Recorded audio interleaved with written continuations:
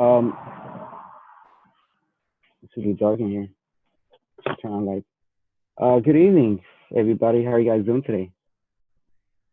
Good. Good, awesome, awesome, Good. really good. Uh, you know, I haven't met some of you guys. First and foremost, I'd like to introduce myself. My name is Eduardo Sanchez. I'm a, I'm the second of four of my siblings. I have an older sister and two younger brothers. As Amparo mentioned, I'm originally from Mexico, a small town in Oaxaca. Uh, Small town Oaxaca is the name of the small town is called San Bartolome Quialana. And I came here in 2001 when I was 3 years old. And when I came here to the United States, I didn't speak a word of English nor Spanish. I picked up Spanish on while I was living here, but my native language is it's a hometown. It's traditional. It's a dialect. It's called Zapoteco. And and I had the privilege to actually visit my hometown 3 years ago in 2007 because we host every annual festivals and uh, it's very. I was there for about 10 days. It was really a blissful experience because I've got the chance to actually visit there after 17 years, and I really enjoyed every moment I because I met my family members that I hadn't never even seen before or met. Like, for example, my cousins. I didn't know I had two other cousins, and my grandmother and my great grandmother. So I'm telling you guys this story because when I came back to Los Angeles during my flight, I something came across my mind and was and I just when I got home, I just felt so really blessed and so grateful because grateful for little things such as like running waters because we didn't have running waters in Mexico where I stayed at. We didn't have a carpet floor. We had dirt floor. But don't get me wrong, the view is extraordinary and great people, great food. I think I gained like about 7 pounds throughout the 10 days. But anyways, I tell you that story because I came across the quote by John C. Maxwell early on Monday evening, and he says, "Crises don't make us; crises reveal us. When crises come, well, when crises come, whatever is on the inside will come out."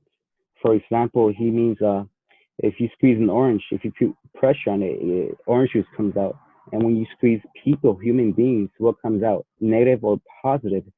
So, I bring that up because we're kind of in the pandemic and stuff. This is my first time experience. And the last previous crisis was back in 2008. I was about 8 years old. I didn't experience it like I'm experiencing it right now. So I tell you guys this because because one, the pandemic, this crisis pandemic taught me I had to take it opened my eyes that I'm taking my freedom for granted, as well as you know I've learned to take grateful to be more grateful for the little things that we have, which the rest of the world might not have in some countries. And I've I talked to one of my good friends, and he said something that was really interesting. He said self development will never go out of value, but you know what will? Toilet paper because Paro took all the toilet paper, and basically that concludes my topic. But I just want to mention one more thing. Sorry, I can't see the timer. Where am I on time? Oh, green. Okay, awesome. So